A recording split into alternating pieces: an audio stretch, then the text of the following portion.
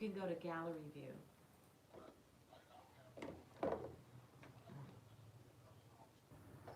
You better just touch the top of the screen.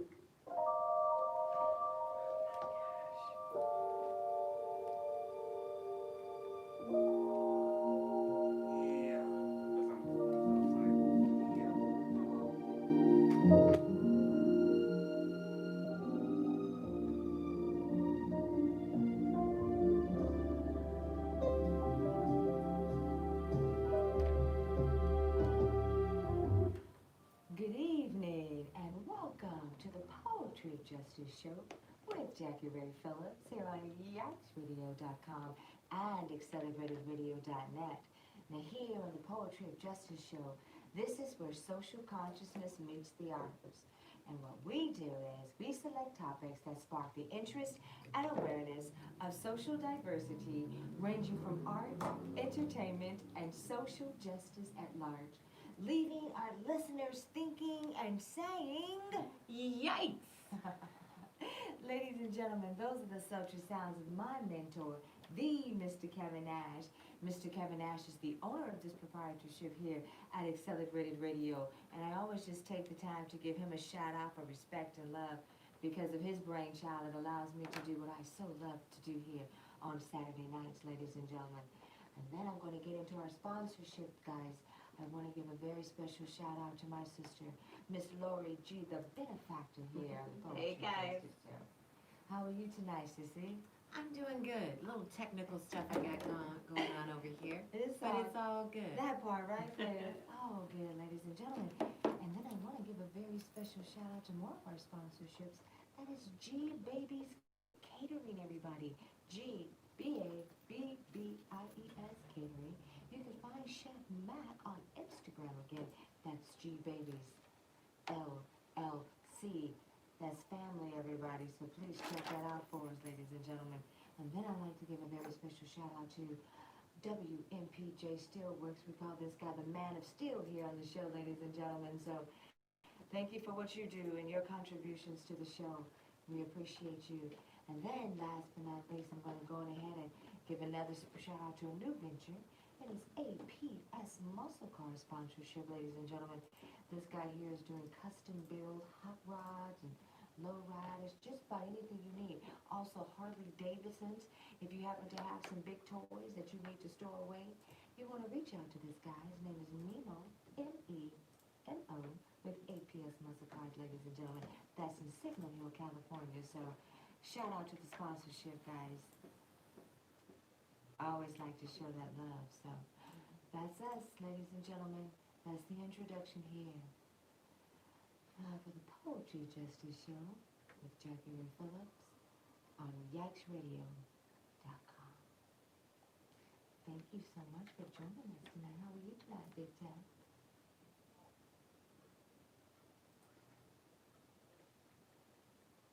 I know.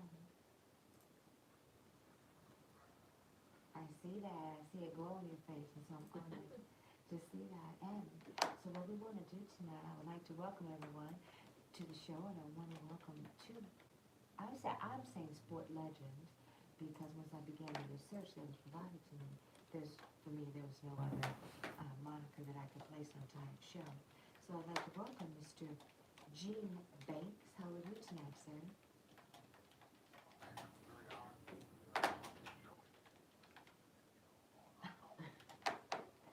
Well, that is a blessing. Thank you so much. Yes, nice and slow, you know. Mr. Larry Doby Jr. My. How are you doing tonight, sir?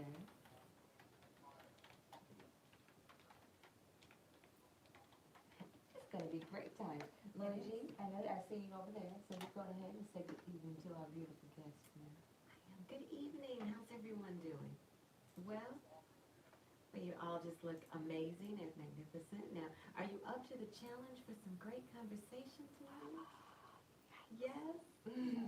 Always. So I understand that the three of you are very good friends. Is that accurate? Do tell. Yes? So I'm interested in knowing how the friendship began? Uh-oh. How did the three of you meet?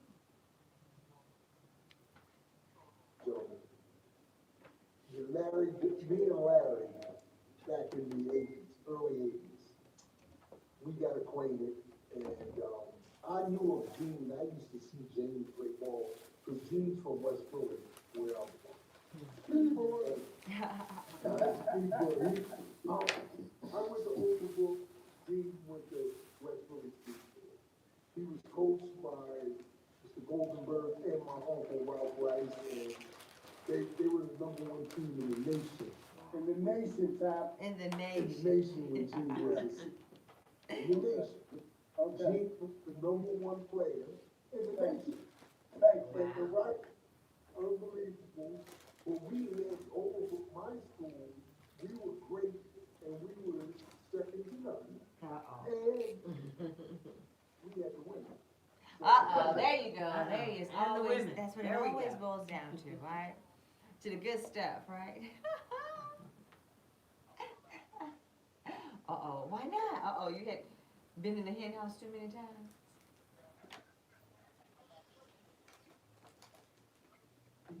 The rivalry was unbelievable, and just to let you know, I think even though Gene was his status and he was who he was, it was incredible.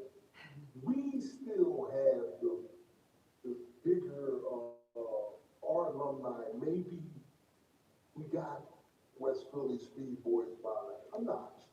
You know, all close, pretty close. All I gotta do is say, Wolf Chamberlain. Yeah, they got a distinguished. Jones, Wally Jones. Hey, wait a minute, did Andre McCarter go to Brooklyn? Yes, he did. Yes, he did. Unbelievable. Listen, it ain't close, Gene, I'm sorry. Now, when you were well, it's not Oh, close. you forgot one. You forgot one. Yeah, I got Will Smith. Will Smith went to Overbrook. Smith with the Overbrook. Malik Rose with the, hey, look, it goes on and on and on.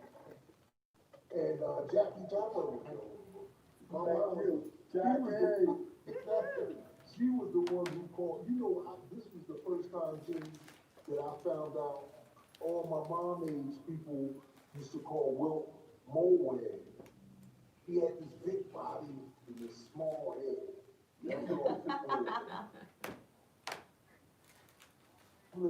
Jackie and Lloyd was the only NBA player to score 100 points a game. And Along with, definitely in the discussion for greatest of all time. Greatest of all. Yes. Our list. Jordan, no disrespect to them, but that discussion has to include Wilton Norman Chamberlain. Oh, for sure, for sure. Yep. But Tat, What? now you talk about Overbrook and their great alumni. We had Evelyn Champagne King that went to our school. Told you. You know, we had also Tyrell Biggs, who was my backup on that same team, who won the super heavyweight gold medal in the Olympics. yes, Wow. he did. I didn't know Tyrell Biggs went to West Philly, but. Yep. Well, that's what we're gonna do tonight, we're gonna educate you. Yes, he was my backup, From Overbrook to West Philly, you're gonna switch your allegiance tonight. for sure. Yeah, yeah, oh, I told you when I was told the lady, Jimmy, that, you know, although he's 5, 6 years young, he went to school with my sister, but Will Smith went to school with us. You know, I grew up with Will and went there. You know, he was book faster than I was, but he was a young boy. You know, I was, 5 years, 6, you know. We go by rank in Philadelphia, either old head, young boy, and stuff like that, Jack. That's right, that's right. All right. Gene and Larry's my old heads. But, when I was hanging with them, but they was my old heads. I ain't mad at you. Gene and Larry got me about 3 years, yeah, so, you know, I'm gonna get on the buck. All right. All right, so listen, now I'm gonna tell about my friendship with both of these gentlemen. Okay. All right, worked at the Hard Rock Cafe on 57th Street in New York City for about 5 years, and that's where I met Gerald Tapper, and he became a lifelong friend and one of my closest dearest friends. We've been through a lot of good times and a lot of fun times together, you know, and some not so good times, but we still keep the friendship, and I hope that it lasts as long as I'm here. So that's what I'll say about Mr. Tapper.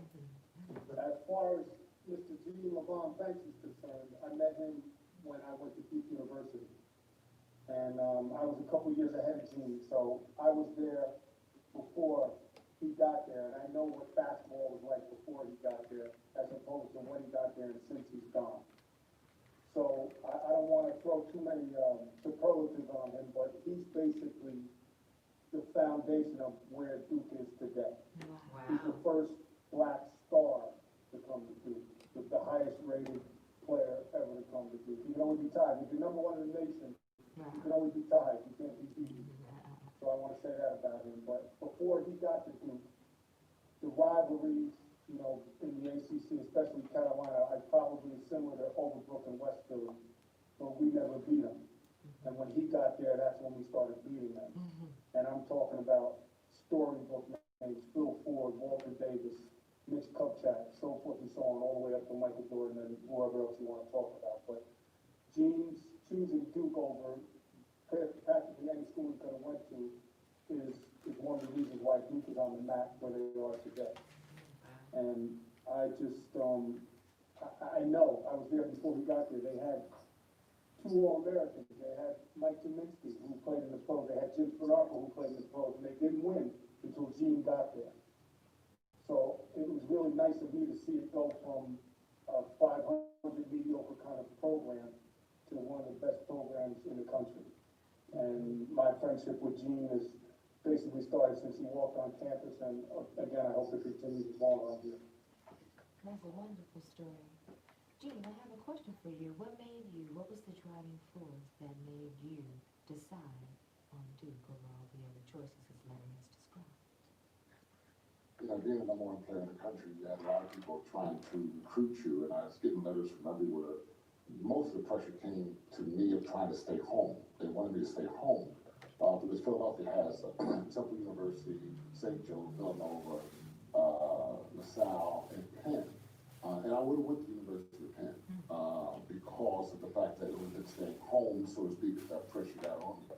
The problem with going to the University of Penn was, at that time, you know, way back when, and we're going to educate some folks too, a lot of players back in the 60s, they couldn't play varsity basketball in their freshman year. And then they lifted the rule, I don't know if it was 71 or something like that, but the Ivy League still held the rules. If you came as a freshman, you couldn't still play varsity, you had to play on a freshman team. So that eliminated me going to the University of Pennsylvania because I felt I was good enough to play varsity, I was not going to play on the freshman team. Since y'all Cali folks, I visited UCLA. Okay. I did have a chance to go to the Playboy magazine. Wow. Whoa. Was it how that you imagined it to be? Was were you there with Bill Cosby? Just I'm tell me making that. a note. Were you there with Playboy Bill? Mansion. Okay. My at the time, and he took me over there. But if they didn't have the national letter of intent to sign that day, I would have signed it. That part right there. It's that Cali love, y'all. It's that California love. Absolutely. They were, you know, it was With the accent. wholesome and quiet. We had nice conversations. Anyway, we'll move right along. That's for the next show. I think that is definitely gonna come up in tea time. I'm certain of it. Absolutely. About Duke, I wasn't really into the South too much. My English teacher, Dr. William H. Detweiler, was a guy when Duke came, and they sent a book to my high school coach. My high school coach gave it was a brochure, but it wasn't about the basketball team. It was on the school, pictures of the school and all of that. My English teacher saw it. I still had one more choice to go visit a school, and he kept harping. You gotta go. He was always talking academics.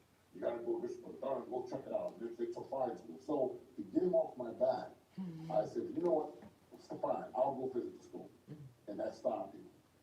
Like all the schools, I visited 6 of them: NC State, Carolina, Michigan, Notre Dame, UCLA.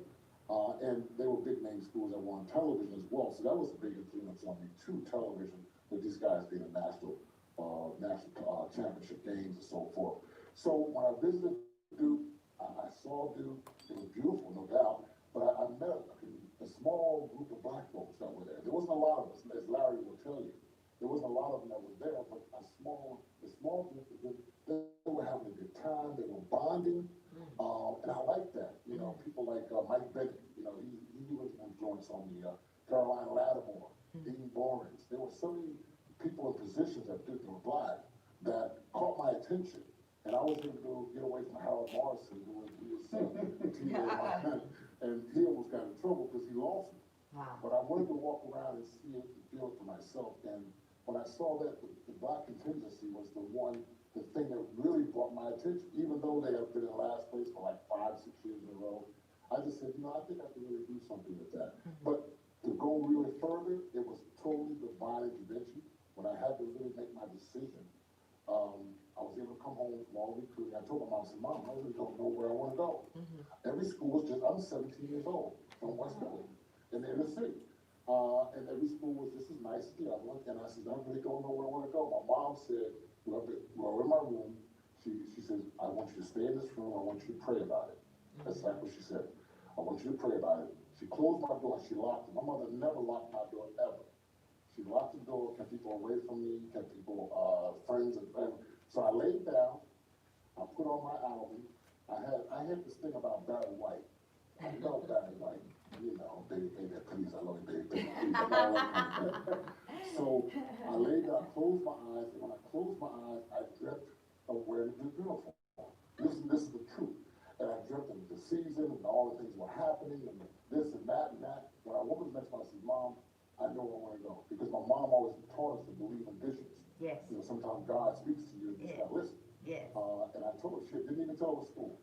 And make a long story short, they called the school, they said, wait, the world's gonna want to know. And we're walking to school, and here I am, 17 years old, he would make the biggest decision of my life. I'm scared. I'm scared. My mom's walking with me. We're only 5 blocks from the school. We live on 53rd Street. And I'm scared, and the greatest thing that I'll always remember, it was like my mom walked me to kindergarten, my first day in kindergarten. And I'm walking, and I'm scared, freaking out, this is a big decision. She puts her hand in my hand, and she looks down at me and says, everything's gonna be okay. And when she did that, and my chest filled up, I walked in and I told them what I'm gonna do. When I said I was gonna do, everybody said, what the hell? What does Duke have a basketball team? People were nuts. The media people ran out, they didn't have the cell phones that they have now. People ran out to get a phone call, to call down and speak to the story. And I said, I want to go to Duke, I want to make them a national power. And if all goes well with God with me, that's going to happen. And the funniest thing about it, I go there my freshman year, as Larry saw. Yep. We went with everything I dreamt about, and I'm not just lying, Lori, and then you guys and engineering, everything I dreamt about happened. We went straight to the championship game. Wow. Unbelievable. So it was crazy.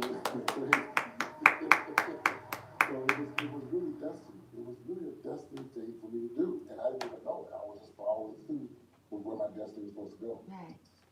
Are you still as passionate about your... Sure, no, go ahead.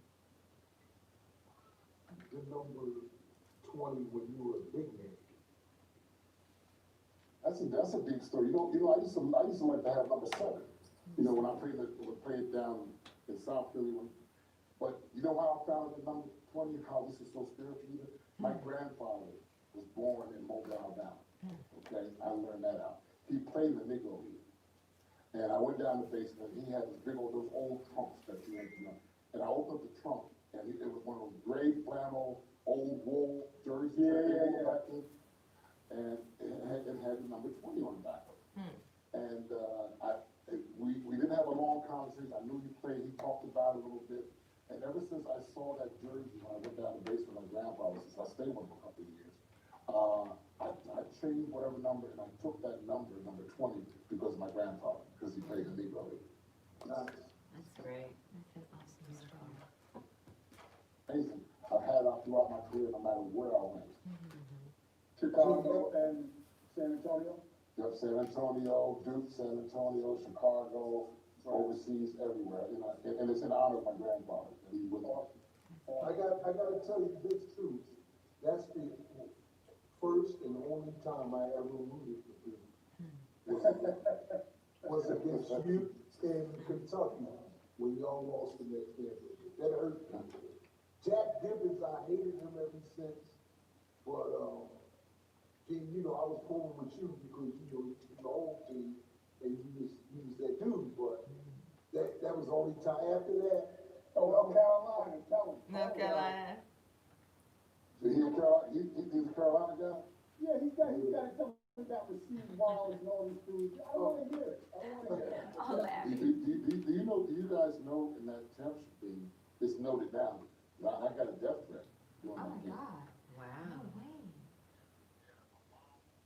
My I God. had two cops when I came off the court during shoot around, was killing myself, they followed, I just thought that was procedure, because it was a huge event, Right. some 1,000 people. Right. But my mom and dad, when they were set up, they had some cops around them, and they didn't tell me about it until after. I think they told my mom and dad, but, when I was told about it, I'm like, wow, you know, this is deep. So, yeah, I got some death threats, for a day before, so I had cops outside my door, down the hallway, I didn't even know all that, I kept it pretty much from me. They just wanted you to like sway the game in some sort of way. You know what I mean? Yeah. That's good. They tell me they kept it from me, they just protected me, but they didn't tell me that. I'm thinking that's.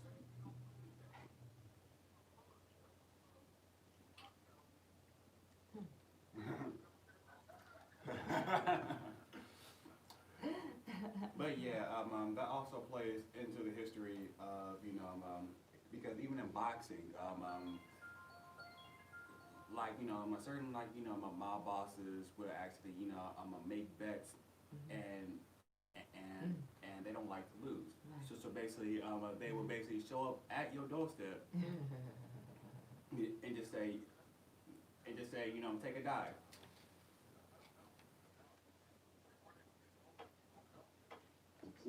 It was such a big event, but I had the police with me, and there was a big major gambling on this game.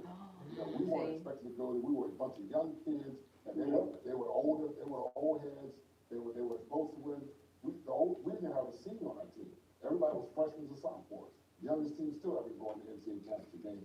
But that had that ramification. You also Kentucky. You got to realize down in Kentucky, there's like the Girl Boys, the Raptors, and all kinds of that racial situation there with that. Because I said, why didn't they threaten Mike Kaminsky or Jim Spanarko? Those guys, but they came after one come after me. Yep. That is horrible. That is. You know, guys, I'd like to just take a step backward and talk a little bit about you growing up. And I'm really interested in each of you and your path and your journey. You're such strong and accomplished men. And I think for our listeners, it's really important that we promote strong black males for the younger generation. And so I'm interested in your upbringing. What was your home life like that propelled you or inspired you to make the wonderful achievements you have? And so let's start with Larry.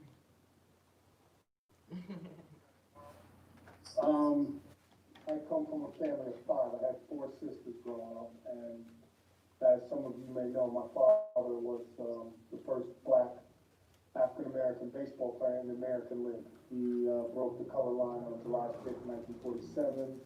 Jackie Robinson was in the National League on April 15, 1947. So obviously I came from, a house that had a little more notoriety, let's say, than a normal house.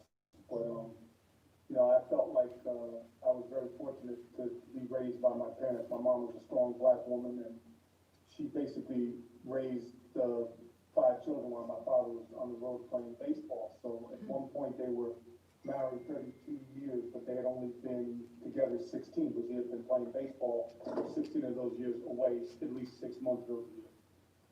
And my father was never pushing athletics. It was always about academics to him. It was like they didn't care, what my athletic prowess was or whatever. They just wanted to know that I was going to end up going to college and graduating. So I played all the sports in high school: football, basketball, baseball. At Duke, I played football and baseball, and was lucky enough to graduate with a degree in history and philosophy in 4 years.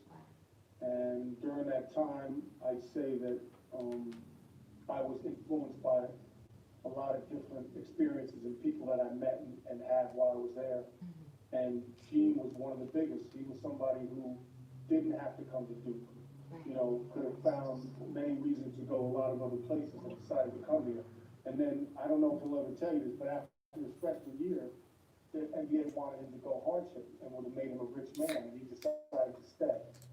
And I always respect him for that, because he could have left and took the money. Like, it's done all the time now, one and done. Back then, it was only for a few special players, one of which was Gene Banks, and he ended up staying. But I guess the most ironic thing about my time at Duke was when Jackie Robinson broke in, there were a bunch of players who signed a petition that didn't want to play with a black player on the field, and they got all these signatures, and, you know, we're gonna present it to the, commissioner, and Enos Slaughter was one of those people who signed that petition. He was my baseball coach at Duke. So it's quite ironic that, you know, somebody who was a little bit against integration would have been ended up coaching me. But as I've said many times, it doesn't matter where you start the race, it matters where you finish. That's true. And somewhere along the line, he realized that people are equal, and he treated me well, and I have very good memories of that. And, you know, my Duke experience was, you know, one of the best experiences of my life, and I still call a lot of those people, you know, good friends to this day. So that's kind of my upbringing and how I ended up at Duke. It was the best school I could get into, so that's where I went. You know, Ray, I'm interested in knowing, with your father being such a high-profile individual and putting that spotlight on your family, did you feel any amount of pressure to make sure that you succeeded, or at that time? Kid, and, you know, people are yelling things and saying things, you don't really know what it means. And your father is not a baseball player, he's your father, and that's all he was. You know, he basically retired when I was 2 years old, so I never saw him play. So, you know, you would hear things, and, you know, people might be a little bit jealous of this, that, or the other thing, but to him, it was always treat people the way that they treat you. You know, education and communication are, you know, probably, you know, two of the most important things in life. So that's just kind of some of the life lessons that he taught me that I tried to, you know, carry on, you know, in my life. And I think I was very fortunate to be raised by two people like that. Absolutely. So, Gene, why don't you introduce us a little bit to your upbringing and background? I was born more like in South Philly than in West Philly. People don't really know that. I eventually moved to West Philly. We lived down in South Philly for most part, and then eventually my mom and dad at one time it was 7 of us. Well, totally it was 8. It was 8 of us in total. I did have one sister that came right behind me. Her name was Venice. Venice had got stricken with spinal meningitis as a baby, and if you know, they can control spinal meningitis now as when you're a baby, but back then they didn't have it. And when she got infected by it, she crossed her arms across her legs and did something with her brain, or whatever the case may be. And when she did that, she became frozen as a young child. So that was a challenge we had to deal with. And the doctor said she wouldn't be till no more than 10 years old. She lived to be close to 19. But we had to, after a while, being at the home for a while, my mom was an amazing woman to the fact of handling it and dealing with it. And we had to eventually put her in a home when she got about 6 or 7. We tried to do that. It affected my dad a whole lot. And eventually my mom and dad, they split, they separated, and then, you know, they weren't angry or mad or anything like that, but then they just split, and my dad feels he was affected because he thought he got the wrong medicine for her, and it caused that, but we found out that wasn't really the truth. And then my mom, who is like a Mother Teresa, when she was always looking after all of us, making sure everybody was in tune and so forth and so on. She was my greatest inspiration because she allowed me to spread my wings. But the one thing that she did with us, once we moved from South Philly to West Philly, we had a church in our basement, okay? Wow. And we were raised Pentecostal, all right? So, the thing was, after my mom and dad split, I left and went back to, I went to spend some time with my grandfather. My grandfather was my hero. He was always my hero from my dad's side. And eventually my dad decided I wanted to stay with my grandfather for a while. My mom allowed to be, and that was okay. And then my dad wanted me to live with him, and he got remarried. And I stayed with my dad for a while, but stepmothers are not really cool, certain things like that, and you had enough. I went back to my mom's home, and she was in West Philly. That's how I wound up going back there. And that's when my first day going back to see my mom, my brothers and sisters after a 3-year layoff being with my dad, I see him from time to time. He's driving me up to the house, and we hear this music a block away, like there's a concert. And so, I'm in the car, my bags are packed, I'm driving, he's driving up, and this is the first time I'm gonna see really be back with my brothers and sisters. My mom remarried as well, was getting ready to get remarried, and I go up and I get out the car and the house is moving. I mean, the house is actually moving, because they jamming. You ever seen Pentecostal churches jam? They jam. I go to knock on the door, look at my dad with the sound, my dad waves at me, he's driving up. My mom finally comes up, opens the door, hugs me, come here, hey baby, put your bags over there, come on downstairs. I go downstairs, there is huge altar, everybody's jamming. If I saw my brothers and sisters, it was the craziest thing I ever saw in my life, in a basement, and it was like a church. Oh my God. So, I was raised in the Pentecostal church, and we had the rules, the white shirt, black pants. My sisters, but it was amazing how it was taught the Bible and the religion, because it was my aunts were the Pastor Phillips and Pastor Palmer. They had their, the evangelists, the white pastors' clothes on, and they were strict. So, the great thing about it was, that I loved about that was doing church before we get up and tarry. Y'all come from black churches, so, and y'all know how when they get down praying, sometimes church is supposed to be over at 3. Oh, They yeah. get doesn't go over to 6. And then you gotta be right back, and you gotta be back at 7. So, the great thing about that was, 2 of my aunts would always leave and go upstairs, and they cooked.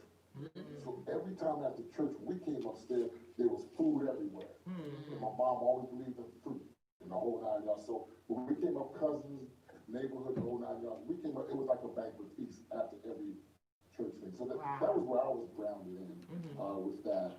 And that helped me out a whole lot. My mom finally remarried. My stepdad, here's another note that's gonna trip you out. My stepdad is the first cousin of Sherman Hensley. Oh, Wow.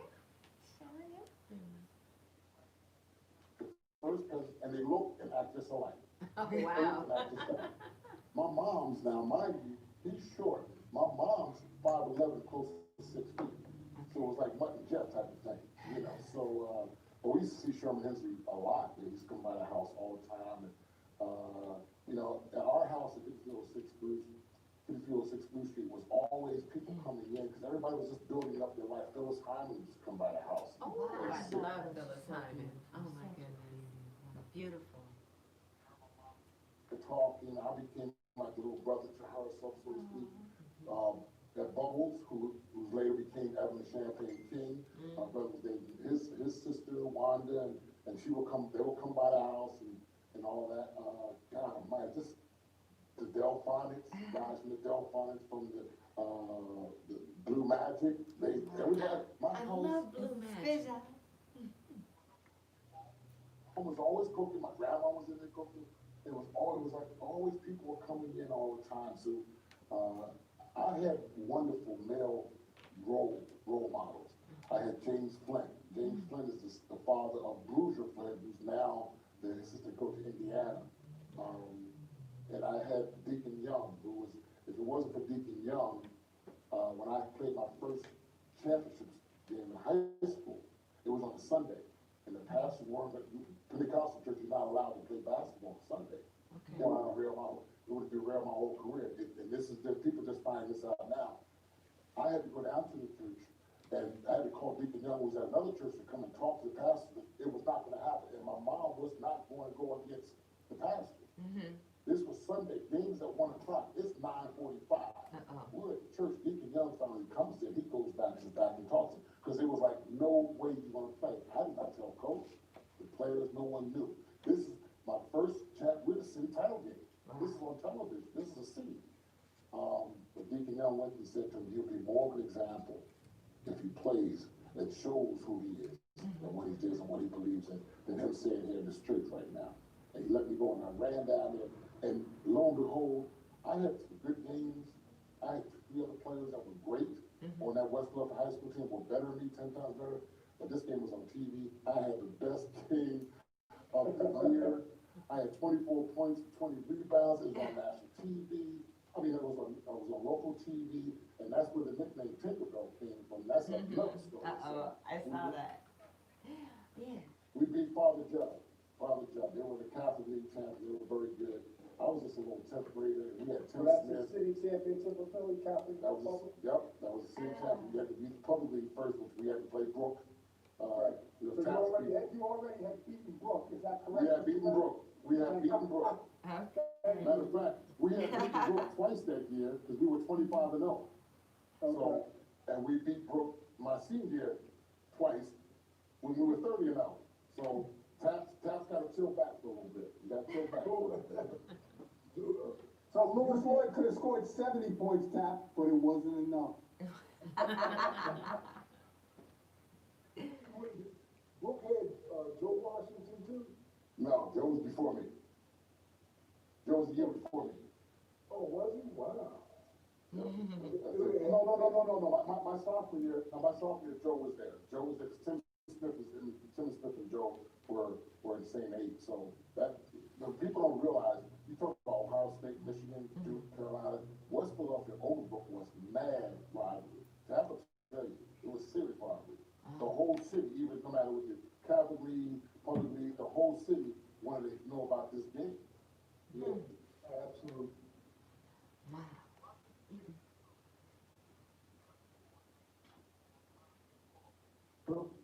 Yeah, I know Lonnie, little man, I call him little man. I call him little man. Yeah, he, was a Roman, yeah. I was upstate at the time, like, they kicked me out of Philly. I was up in Williamsport, PA, but we had like a wheelchair class, some classic at McGonigal Hall. We were traveling, we was doing this, AUs, and we played Lonnie, and I gave it to Lonnie that day. I'm gonna tell you some other irony. Here's another irony that you guys, that is gonna come out. I am thinking about writing a book. Which Okay. is, I had to take my SATs at Brook, Wow. and I had to have a police escort. Oh, wow. Oh, my But it was God. just, they were just, they only, At they least just got. you took them, because now they have players that don't even pay them. Yeah, man, Can you see that thing is so systemically designed. I was Funny. scared Have you of seen the about that? things, man. I was shaking, and I had a cop with me. Yeah, the cop was, it was just because of the rivalry thing. It wasn't because it was that rivalry thing. They just felt it might be something. We're just gonna keep an eye on it. It's just something like that. So I got a cop follow me to get my SATs done. That Oh, my God. That's I gotta great. go Overbrook and take my SATs. That Oh, man. almost sounds like a Compton High School, Centennial High School rivalry that we had here, or had in the city of Compton. It was intense. I remember, yeah, I couldn't even cheer on those games, because we got scarred when Lori was started. She was a little older than me, but remember there was a massive shootout. So my mother, after that, she was like, nope, when it's Compton Centennial, you just can't go. You just have to sit at home and then cheer. Yes, sir. Yes, sir. Yeah, those rivalries are no joke. No joke.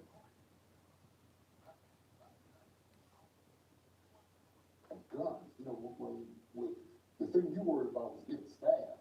You got beat, you got into the bump, you got stabbed. When a gun was really a rare thing, they had them, people got shot. Most not like it is in this new millennium. Yeah, Back then, yeah. the thing you worried about more so was getting stabbed.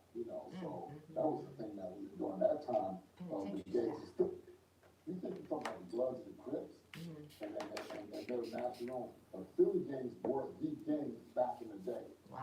They were the gangs back in the day. But the difference between the gangs then and the gangs now, those gang members back then, they caught you, and you had something going on with you, and somebody recognized, oh, that's Gene, I gotta stop a couple times. Oh, that's Gene Banks, he all right, he all right. And they said, all right, big bro, don't be coming around here. You know, Give you a little pass, give you a pass. guys that play instruments, you know, like some of the guys in Boys, I need Boys Men, those guys. One of the guys came up to the neighborhood, he was seeing a girl there, they clamped him down. And then he started singing, they said, oh, that's Daryl. And they let him go, that's how it was back in that time. Wow. I'm glad for that, huh, Sissy? Exactly. You know what, Big Tap? I don't think you have ever shared with our listeners your background and your growing up. So since you're here with your homeboys and everybody's sharing their childhood journey, why don't you share today and bring us up to speed on your background? Born and raised in West Philadelphia. My parents, my father, he was Jamaican background. He came here at an early age from Jamaica, Kingston, Jamaica. My mother was from Philly, via down south, Virginia. And they met like around, I don't remember the year, but they got married at an early age. I think my dad was 23 and my mom was 18. And they got married and they started their life there in West Philadelphia. And my dad, oh man, you know, the Caribbean people back then, I'm gonna tell you guys a deep story. My dad, God rest his soul, he's deep. And Larry can tell you stories that he knows that I've told him, and he's a true story. You know, my dad was so deep. Caribbean people back then, they used to do everything themselves. They didn't have the technology, they didn't have the thing. So you know what my dad, like, in West Philadelphia, this is a true story. I'm gonna tell the story, because this is deep. My dad was making good money and raising us kids. He had businesses, yes, but he was also giving the women of West Virginia homemade abortion.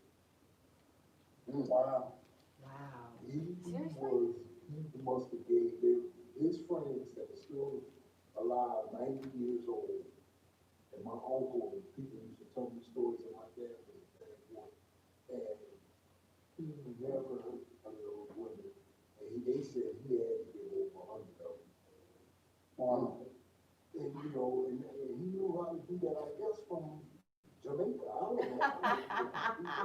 But it was crazy. But I'm born in West Philadelphia, and my dad died at a young age. I was 14 years old. And, I was, you know, we were forced to, you know, struggle. My mom was trying to do, she never graduated high school, so she went back to school, got her GED, and went to Cheney State with my younger brother. And graduated on it. My mom was incredible. Jacqueline Tapper's her name. She knows Larry, and God bless her. She's amazing. And How many kids, Tap? 5. So she raised 5 kids on her own and went to My little brother was 1. My sister was 7, I think. I was 14 when my dad died. My older sister was 17, and my brother Craig was 13. Yeah. And died a freak accident or a motorcycle accident, so she was forced to raise the kids on her own. The house went up carousel, and we moved in the hood. That's where we moved on 60th and Vine. My dad owned a barber shop. He was a barber, and he had a bar at Bright Spot on 59th and Tower Hill, right across from the Tower Hill, the bus depot, the SEPTA bus depot. And, you know, like I said, she went back to college, but I was getting in trouble. That's when I was introduced by my uncle Jimmy. Check this out. This is a true story, guys. I was introduced. I don't know if this is appropriate for the show, because I never told you, but Jimmy probably knew. But I was introduced by my uncle, who coached Jimmy in basketball to marijuana and cocaine. Yeah, Ralph Rice. Ralph Rice, Coach Rice. Coach Rice was my uncle, and we used to party, and I was getting in a lot of trouble. So my mom got with some pastors up in upstate Pennsylvania. I went to a school for boys. They got me out of Philly because Philly was too much for me. I was having too much fun, and I was going down the wrong path. Best thing that ever happened to me because that group home sent me to a school for boys in Williamsport, PA. And I had came back to school with the overbook for a year, but I found my way back to go back upstate because I saw when I came back home, it was worse. So from there, I went to college. I got a scholarship. Went to college and I wound up in New York. So that's how I got in New York. But Tap, you hear that the common thread between your story, Gene's story, and mine is always strong mother, strong black Yep. women. Yep. You know, I mean, I just never wanted to disappoint my mom, and obviously I was afraid of my dad, so, you know, that was enough motivation for me to try to be successful. Absolutely. Here, I had the pleasure of meeting Larry's mother, a beautiful woman, and I kind of feel that she loved me too. But his father, those were some of the deepest conversations I ever had with my life with Larry's dad. I don't know, Gene, if you had the privilege and the pleasure to sit down in Larry's basement in Mount Clair, New Jersey, with his dad, but I did a couple times. Hear the stories about Major League Baseball when he was in there. And, you know, this is all new to me. I would never think, because, you know, Gene, I knew presidency, I don't know why, but I always, looked it off. I never really dealt with it like that, but when, his father told me what he was going through and stuff like that, it makes you angry, but, you have to make some decisions in your head. Larry's dad forced me to make decisions of how to live my life as I've gotten older and what to look out for and what not to look out for. Like Eugene, I know you've been going through it when you moved to the South, playing for Duke with the threats and everything.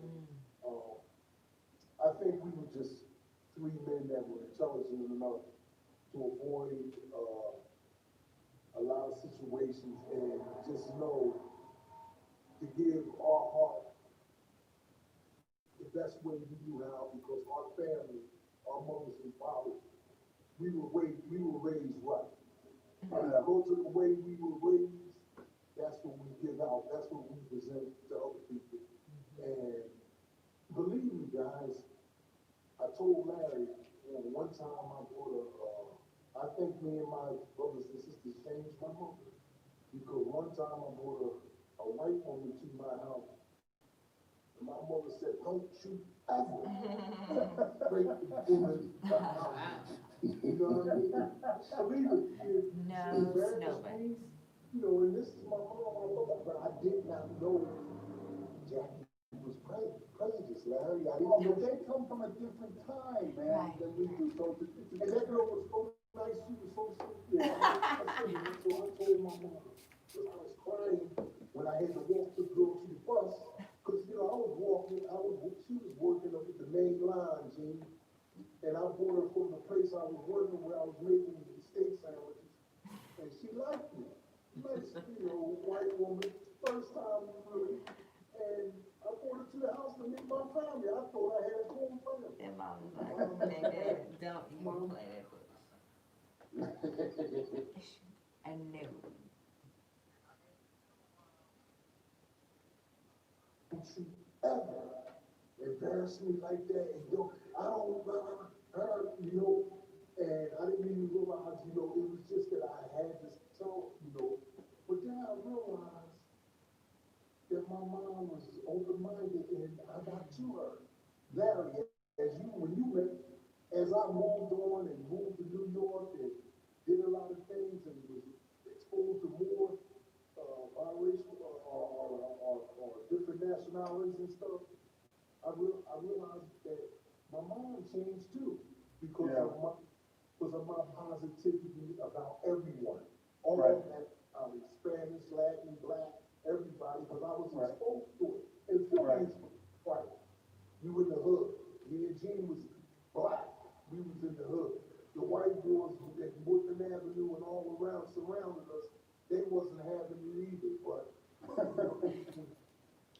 only time we really dealt with each other was in sports. And then in sports, you could tell that it was some hatred there, because they was trying to hurt us. Wow. You know, in basketball, listen, Larry, we was dealing with some, upstate Pennsylvania, everywhere. So tell me, you guys tell me, how many students would be at Overbrook and West Philly? What would your graduating class be? They were pretty big. They were pretty big. And what's the percentage of white to black? Throughout the whole school, we had 2 whites in it, a boy and a girl. Whites, okay. And what about you, Tap, at Overbrook? How many white? Maybe about 6. Okay, so yeah, I understand. And what about Compton, young lady? Well, for my year back in 1880, when I went to high school, I think our whole school, we had a student body of about 800, and maybe there were 2 or 3. Upbringing is totally different than mine. As Tap used to make fun of me and call me a Huxtable, because I went to school with white people, so like there was no way it was 99% black and 1% white.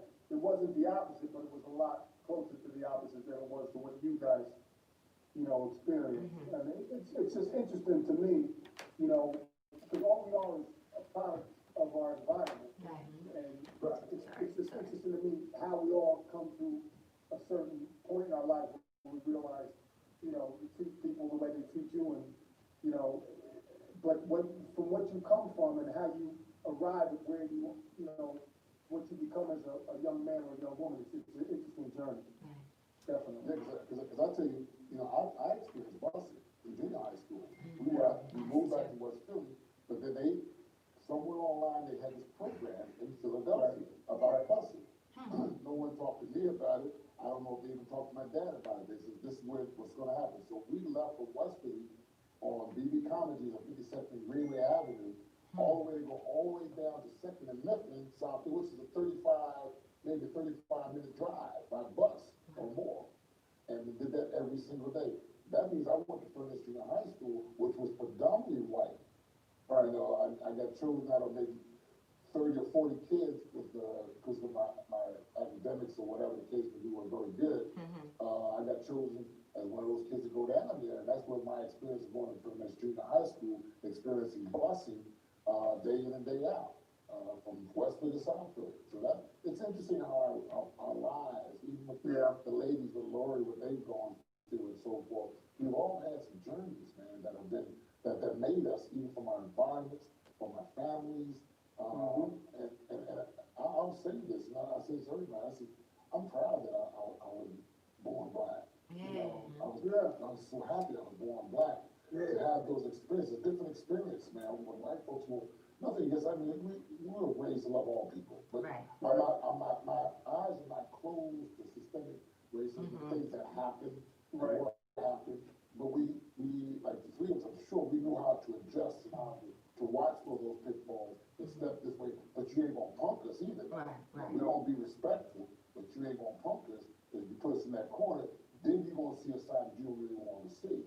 But we're not gonna go there because we're representing our families, our moms, our dads. That's why we act like that's what it's all about. Yep, I agree. And I also would like to say this, Lord, one thing about these 2 brothers, it's like Gene was just saying, we know different. And it's their attitude, ladies. They're not angry. A lot of my friends, for whatever reason, and I'm not saying that they don't have a reason to be, but I feel as though we as black people should be smarter and strong enough to get over these adversities of being angry. You don't want to keep that anger inside or that, because we're going to see a lot of things. But to really grow and get further show that you are a person of God. And God teaches us different ways to be. He doesn't teach us to behave. You know what I mean? He just don't believe me. And I know having two older mentor brothers like Larry and Gene, I'm in the right path and I'm well around good company. So I feel blessed about that. Coming out of the city, you don't know, Philadelphia, ladies, might be the worst city. And unfortunately, it's called the city of brotherly love, but it's bad. It's gotten a little better. It's gotten a little bit better, but it's gotten better, but gotten worse. I mean, when you go to Philly, you know, you got the historic downtown society. Yeah, it looks all nice. You know how that is, that. But then when you go spread it out, now you got North Philly, and you got there areas around West Philly now, where West Philadelphia, which most people, they want their gentrification thing, where people are moving back in, get these homes. You know, they're trying to redo the neighborhood, so that's going through a change, and that's systemic racism that they did with that, because I remember Westfield was a nice, you know, those houses up there in Winfield, there were some nice houses, you know, when we were coming up. They were nice houses, bigger houses, nice backyard, different in South Philly, different in North Philly. But now it has changed so much, and like you said, there were some rough spots, but there were some good spots during that time. And the thing is, when we try to talk to our young people now, there was community in a lot of ways. We grew up, and we had guys that put a foot up from behind. We had aunts and moms that showed love. People cooked dinners every day back in them days. I don't know what they're doing nowadays. Everybody's on fast food. You had to come in and have dinner, and mom cooked. You know, throw down. This millennium now with the young people, now what they're getting something real fast, they're going to Whole Foods, they're not sitting down doing what the ancestral days of making that nice home cooked meal for their children. Everything's fast. Oh man, I never even really thought about that, but you're making a great point there. I have a question. Great point there. I have a question for the panel, Gene. I have a question for the panel, actually. How did the crack epidemic affect Philadelphia and your gentlemen's hometowns? Can you recall that at all?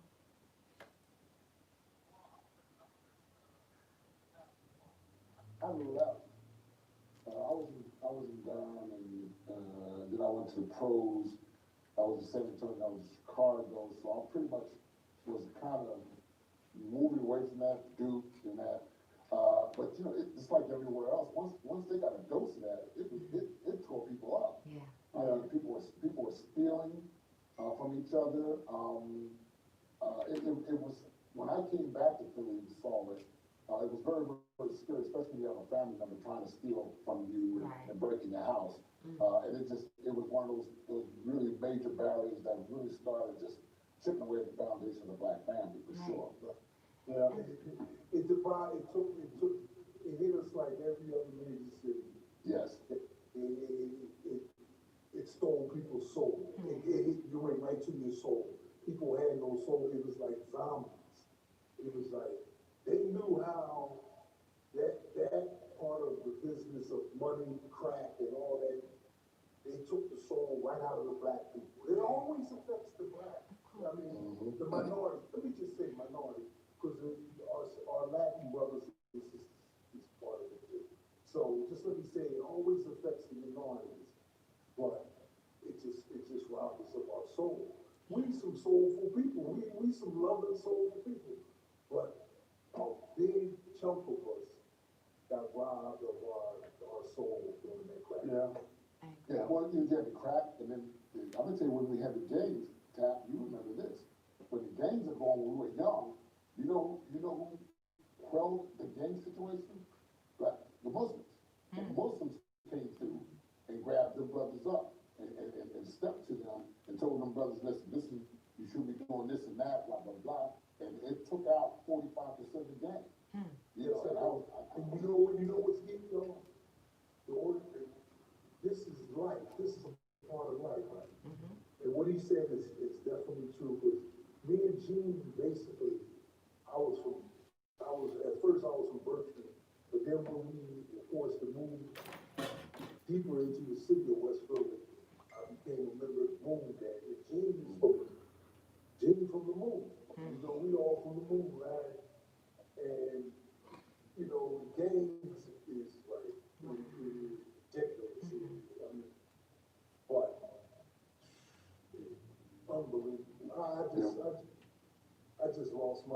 chain of thought because it's so deep. But anyway, I wanted to get back on something else after you, go ahead, Jackie, I lost my. No. I'm sorry, thank you so much, Tap, I appreciate that. Laura G, I know you had a couple of questions on seeing the list. Do you want to? I do. In the pre-interview, gentlemen, we talked about your friendship and the importance of it in your lives. And today you've shared with us your backgrounds and your journey and how your lives have woven together. I'm interested from each of you wanting to know, what have you valued most out of this three-way friendship? How has it helped and supported your life's journey? Well, I guess I would say that knowing these two gentlemen and having them be part of my life has been inspiration to me and also a learning experience for me. You know, I came from a town that's pretty cool town in Jersey, North Jersey, Montclair, but not as urban, obviously, as, you know, a city. You know, it's suburbia, and there's some things that you just are not aware of when you come from the suburbs as opposed to the city. And it's just things that they grow up with, you know, having their eyes open to certain things that I wouldn't. So I think that awareness, that knowledge, that street knowledge, and the fact that they also had a burning desire to succeed, you know, not only did that inspire me, but it also interested me because it was a different experience than I grew up with. So it was, you know, I met Gene at a very young age, and he was a man amongst boys. You know, he was, I guess, the way I would explain Gene's friendship to me is I saw what he did on that basketball court. I saw that it wasn't only about scoring. It was about making his team better. It was about winning. And that was the attitude, and that's the best way I can describe who he is. Even when he went to the pros, you know, it's about winning. And to be as good as he was, and he could have taken 100 shots a game, he didn't do that. He spread it out. He made his teammates better. And that was something that I noticed right from the beginning, and, you know, that speaks to a level of basketball IQ, obviously, but it also speaks to a level of maturity, that there's something more important than scoring all the points. And winning is probably the most important thing, but bonding with your teammates and involving your teammates is what I saw out of him. And as far as Tap's concerned, again, when I worked at the Hard Rock with him, he was a city guy. And there were things that he would see that I wouldn't see, that I learned from him because he was a city guy. We were in New York City. And he'd say, you know, you gotta watch out for this or watch out for that. So I think the combination of their street sense, their city upbringing, and their desire to succeed is what has resonated the most with me as being their friend. Well, my thing was Larry was, when I came to Duke, he was one of the black contingent, a few that I saw, and I felt good. I felt, I don't know if you call it protected, I felt really safe. There wasn't a lot of us, but the ones that I saw, the Mike Barney's, the Midnights, the Derek Penns, the Grant Cunningham, and Larry was with that same group. And those guys were my brothers, and they protected me, and they watched me even though they were thinking they feel they didn't have to, they didn't need to, but they did. And that bond that we had at Duke around that whole situation, and Larry don't know how important he was to that. Just him giving that hug and say, let's go, Tinkerbell, let's get it going, let's do what you gotta do. I took upon myself to know that I could not let them down. And I saw them doing their work, not just on the field, but in the classroom, around campus and doing stuff. They kept me making sure that I had to keep pushing, because when it comes to us black folks, and we're in a white environment, we have to make sure we do a job twice better, or act a certain way to be. You can't be acting out where all of a sudden they're gonna put us on some probation or look at you a certain way. We had to really walk a certain type of line. But the one thing I did know, I had a little bit of power, and they allowed me to spread my wings, but I didn't overact and act a certain way. And Larry was one of those guys, when I seen him, been around him, he made me feel as though I have to do this for the reason because I'm representing him. And he's, whatever he's doing, they bringing me along. So that's what me and Larry's relationship. Tap and I come from the same hood, same neighborhood, Moon Gang, Overbrook, West Philly. His uncle was my coach, so we were connected. We were always connected through all that. So we probably, through the backs, we grew up in that same street, and grit and the whole concept. We grew up from that and we moved on and went out and we persevered, and that makes me proud of him that he continued to be perseverance and still have that love for himself and keep doing things. That's why these things so special for me. That is so beautiful, right? That's beautiful.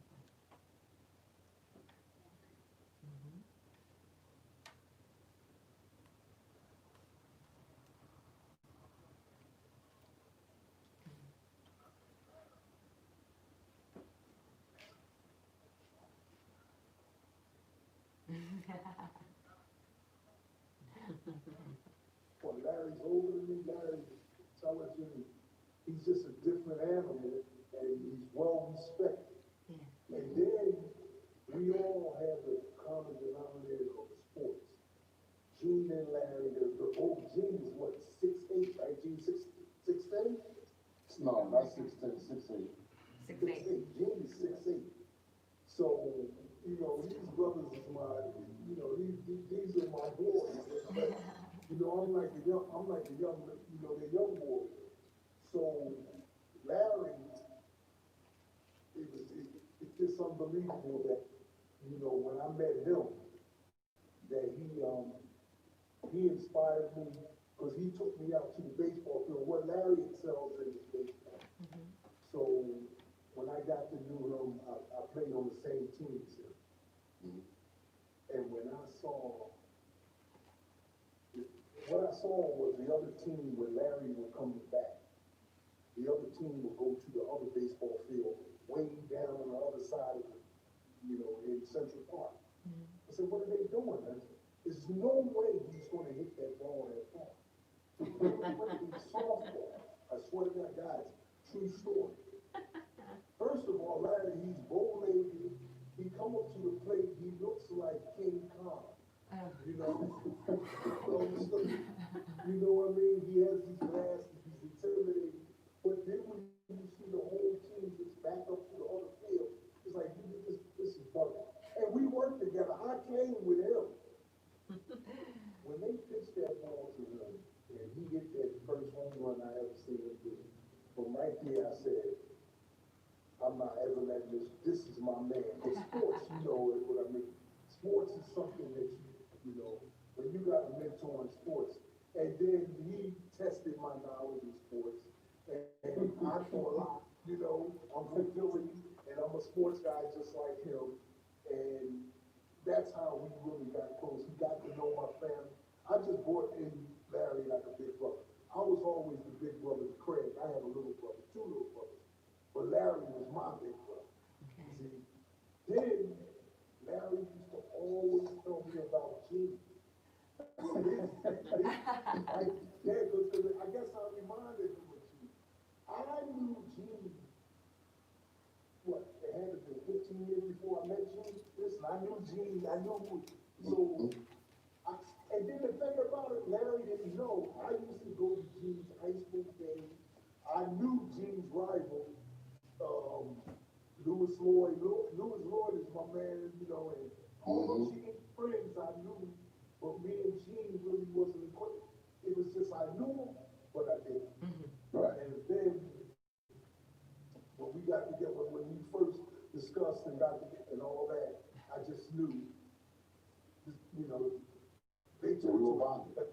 Yeah, it's all positive, it's all good, and you know, these are going to be my guys for life, and you know, these guys are, like you said, legends. You guys call them legends.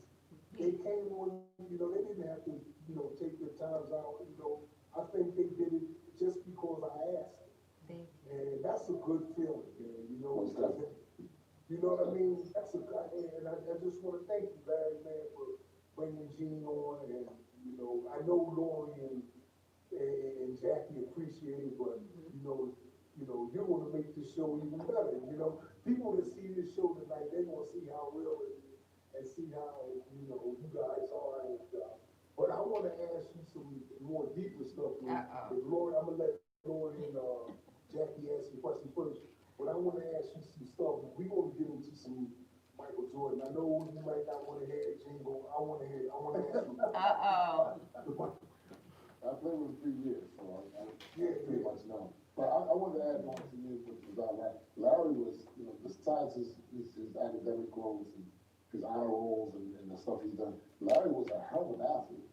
And he played multiple sports, you know, not just the baseball, he was a hell of a football player. I love going to the games, watching him play.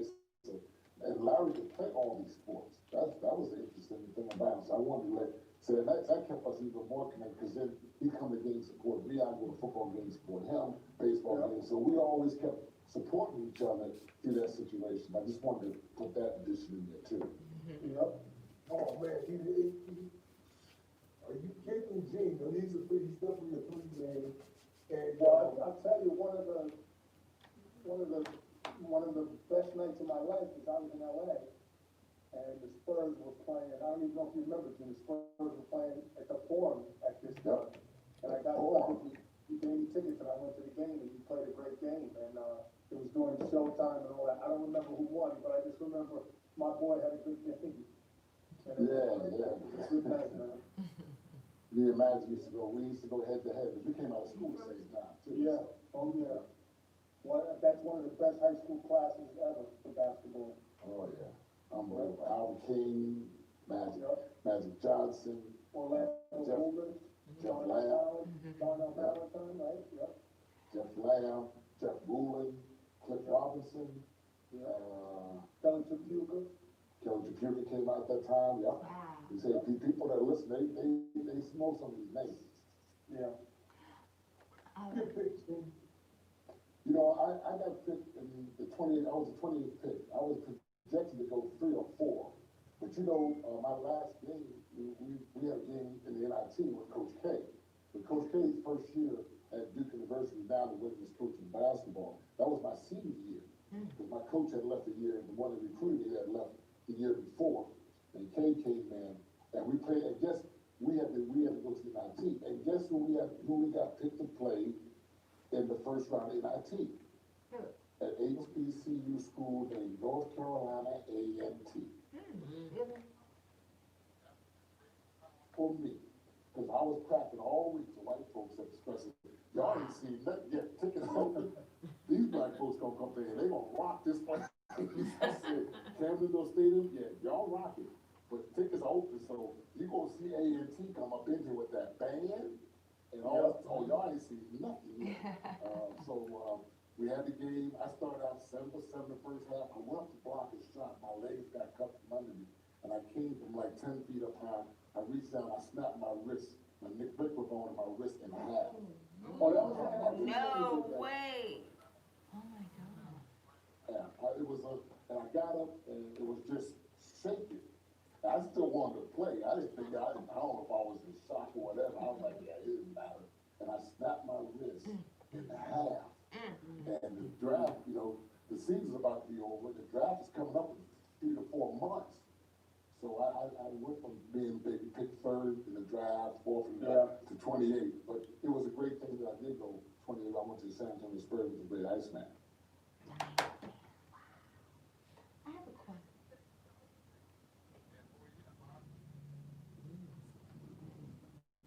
I have a question for you, gentlemen, because you know this is where social consciousness meets the arts, and there's so much going on in the nation right now. I just wanted to ask one question that we asked. Larry, what does the word justice mean to you? Good one, Jack. Well, what I'd like it to mean is doing the right thing. But I guess what it means today is what people can prove or what people can make you believe. But I think justice is just, you know, the feeling of being right, of doing the right thing. That's what I want it to mean. I don't know if it means that today, but that's what I wanted to mean. Okay, I appreciate that. And Jean, what about you, sir? What does the word justice mean to you? Rules, amendments, and policies are placed. We make government rules that we must abide by so that we don't have chaos, so we can be organized. We want to have these things because justice is talking about if a wrong happens, we want to make it right. But when they say if it's a justice that you're going to try to make it right, but you're going to skip around it and make it systemic to the point of we're going to do this justice for this group, but not going to do it for that group. Now you got what you call injustice. So the justice point of it is about the Bill of Rights and all these things that are in the amendments. But more than anything else, when we're talking about the justice is supposed to be for the stigma, the concept for all people to be under and be abide by and be allowed to have, not just one group and the other group. So one gets the justice, the other one gets the injustice. No, justice is supposed to be about righteousness. Right. Period. But that obviously just doesn't. Hey, there we go, because it had gone frozen on last It screen. had. Oh, Larry, you're back. Yay! That's great. Yeah, it was frozen. It was frozen. Okay, so we got, go ahead, Lou. Let's see. Uh-oh. Yikes. Mesmerizing. Mm-hmm.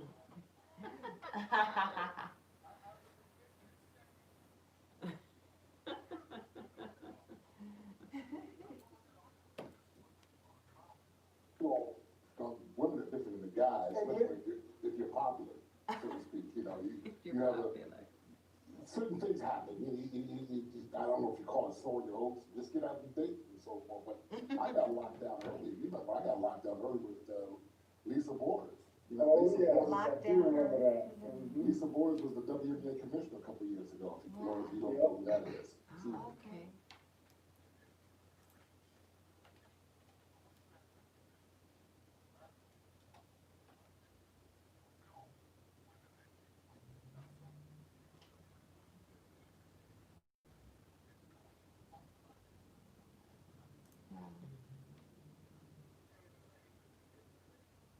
Uh-oh.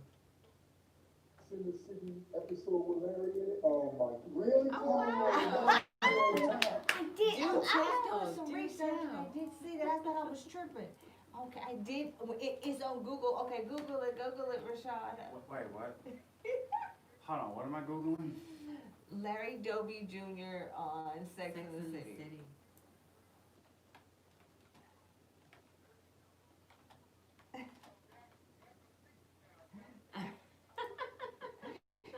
Yikes radio. Remember, see? Larry, I told you tea time was coming. It's out, ooh, we're going into the tea time.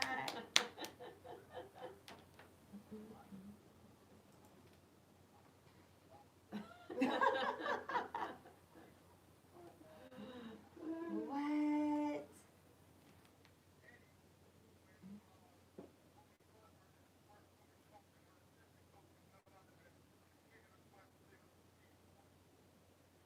Oh, okay, there we go. Oh. You guys did not disclose your Hollywood stardom in our pre-interview. Oh, okay. Yeah. So you were on.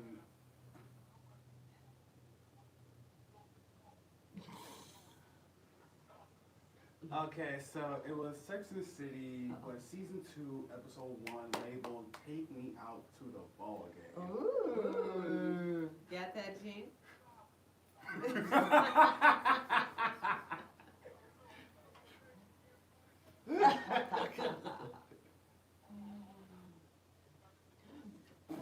No, it's season 2, episode 1. All Take right, me Sex out and to the the City. ball game.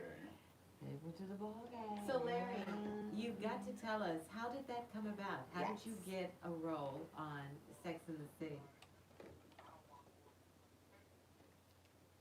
Little kid, Jackie, I love the movies, and I always thought that I might want to do something in that vein as I got older. So, you know, life goes on, you go to college, you graduate, I played in minor leagues baseball for a few years, got out of that, didn't know what I wanted to do, and started doing a lot of things, but I always had this kind of in the back of my mind that I wanted to try it. So I took some acting classes and, Hey. you know, then lo and behold, in New York City, you know, there's a ton of actors and actresses and directors and writers and just talented people. And I met a bunch of people I played baseball with were actors and screenwriters and producers, directors, what have you. And I sort of expressed this desire to them, and you know, so they said, well, you know, have you ever taken any classes? I said, yes, I have. So I got a few auditions, and I didn't get any of the parts that I auditioned for. And then I was on the road with Billy Joel, who I've worked for over 20 years. Wow. And I got a phone call from a friend of mine who was a casting director, and she said, there's a part in Sex and the City that's perfect for you. Will you please audition for it? Yes.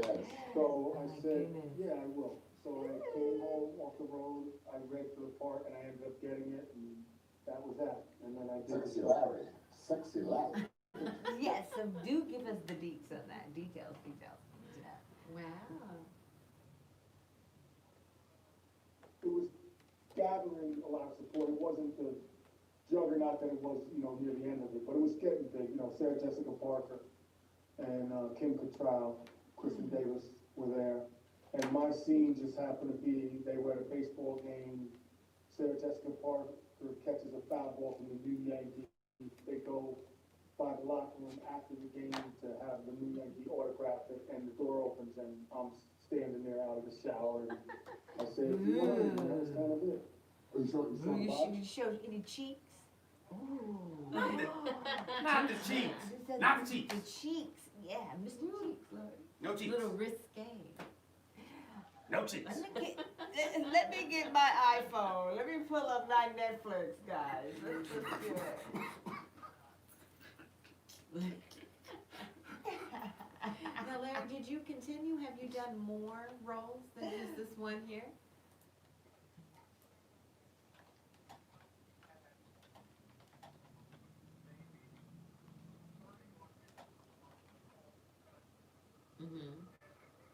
The parts. And the last one that I had was one for Oz. You guys remember Oz about the prison? Yes. Oh, yes. Love us. Oz. And when you know, first it was a catapult, there were 100 of us, and then it was 60, 40, 20, it got down to 10, it got down to 6, I was still there, so I was like, I'm gonna get this part.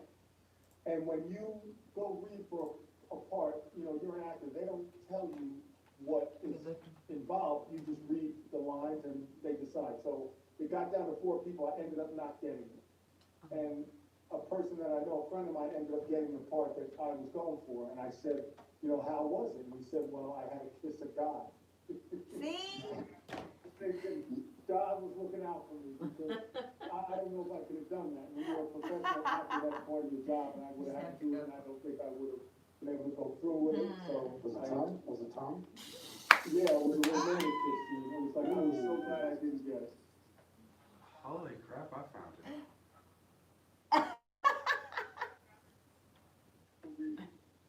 But, to answer the question, Jackie, basically, if you're gonna be an actor, you have to dedicate yourself to that profession 100%. And what would inevitably end up happening with me is when I would have an audition, I'd have to go to work. And I was like, wait a second, I'm not going to go to work.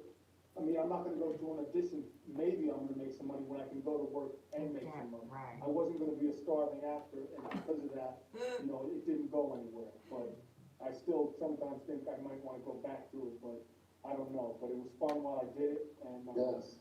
Yes. I think you should do it. Good Don't you think you should do it? You should. I think you should bring it back up now. You should go for It's it. like local community theater. I think I found the clip. We have a Oh, clip. uh-oh, watch out, We Larry. have the clip. We have the clip. Ooh, We let's have put the it up. clip. Let's put it Hold up. on, well, let me actually pull it up on, Look at Larry's face. on the other screen. I can Hold on. allow you to share. Hold on. Are you good?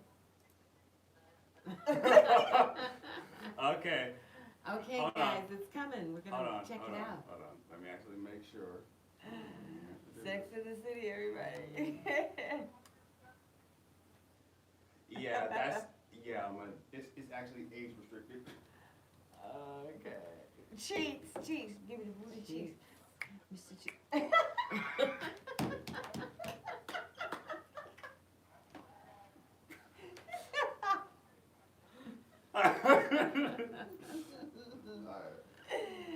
Oh my God. Hey Jerome, hey Ronald.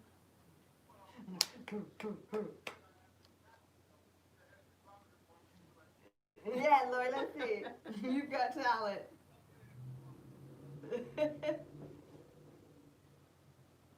Listen, all city. Ah. I know.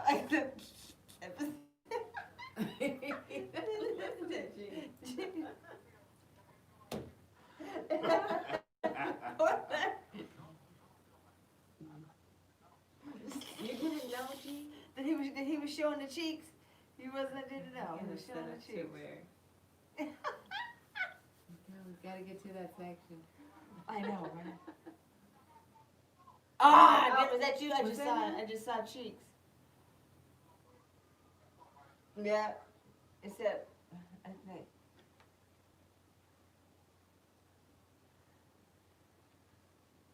Let's see.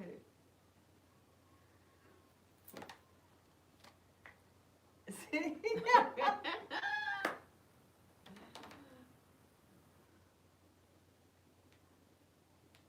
Mm-mm.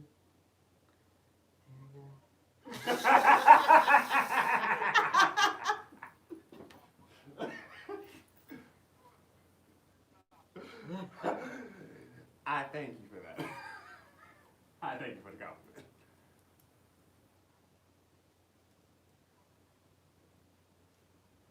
Let's see.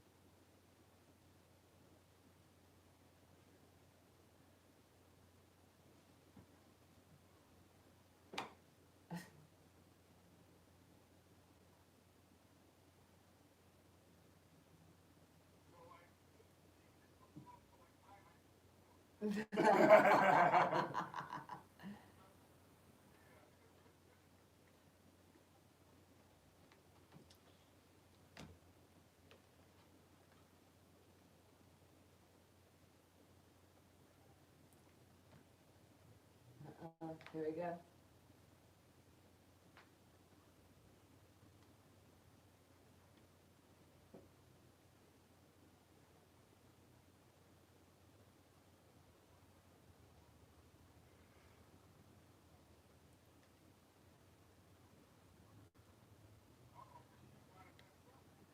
I know I don't see him. Oh, okay. All right.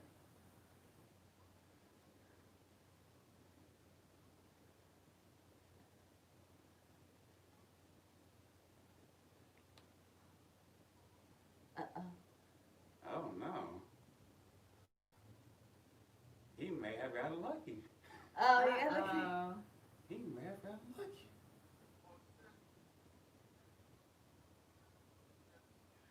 Oh, wait a minute. Uh-oh. Here we go. Uh-oh. There's the cheek. Yeah,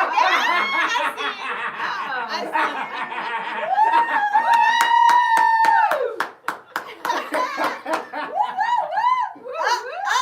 Uh-oh.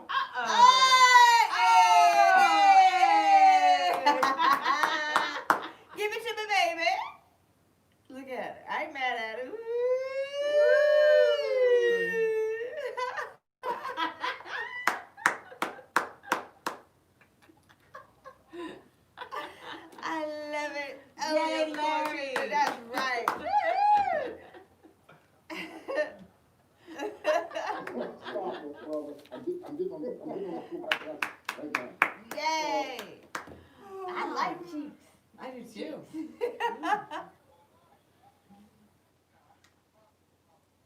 Hey, I think you should go back.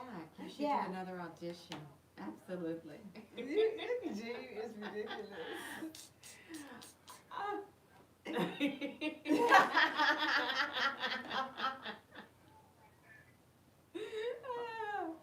That was great. Okay, hold on. That was great. I really was. Let's see. He ain't gonna never know. Look, our Zoom room is just is supporting you, Larry. They say ha ha ha, good stuff going on there. Okay, so hold on. You see that? You see it? My girlfriend Meg, all the way from Phoenix, Arizona, was like, "Ooh, wee." Yes. Okay, so hold on. Facebook is just Now, blowing what am I up looking here, for? Larry.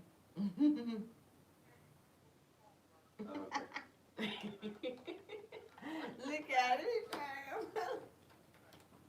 Oh my God. So Gene, tell us, how did you get that role with Whoopi Goldberg? From the pros called me up and he said he was my agent more because I was doing some stuff overseas, but I was home. He said, you need to go to Charlotte, they're going to be filming this film, and they want you to audition for it. I told him around the back, I'm not going there, there's going to be thousands of people there. It's going to be crazy. I'm not even waste my time. He says, what you got to lose? Go see Mark Kincannon and go down there and check it out. So, with a couple more prodding to me and so forth, I said, what I got to lose? So I went down to Charlotte. They had the whole Marriott blocked off, and they had tons of people everywhere. I get there, he gives me this index card, he's got this tripod, this little camera, and I stand in front of this on an X and read these lines. And once I finish reading the lines, he says, thank you, goodbye. I'm like, and I'm like, I'm looking around like, okay, what's next? Nothing, you go. Okay. Which scene am I looking for in the movie, Eddie? Uh-oh. Oh, wow. Wow.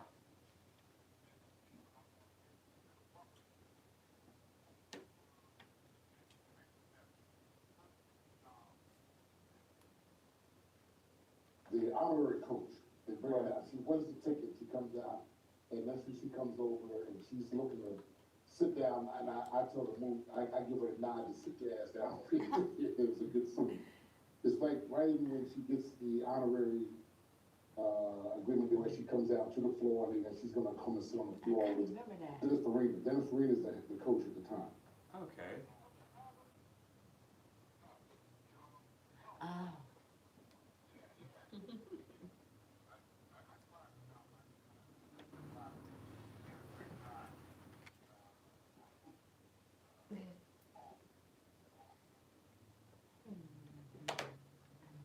It had to be amazing time. Look at that, keep it moving.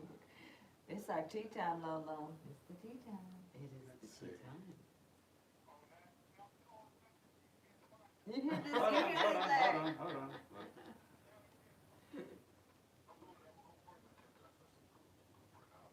Okay, further up. Okay.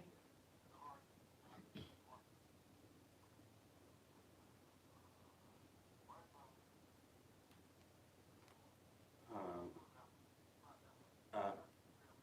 Oh, okay. you want this one? That's the entire movie. Now, hold on, let's.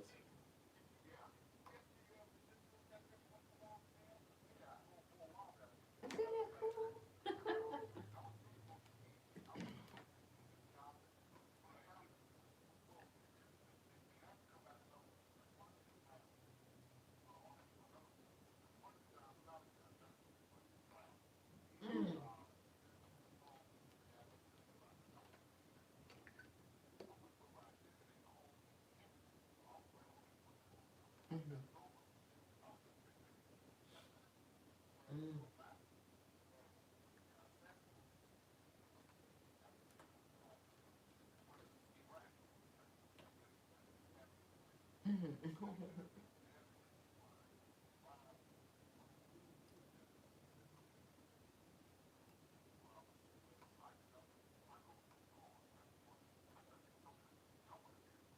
Right. That's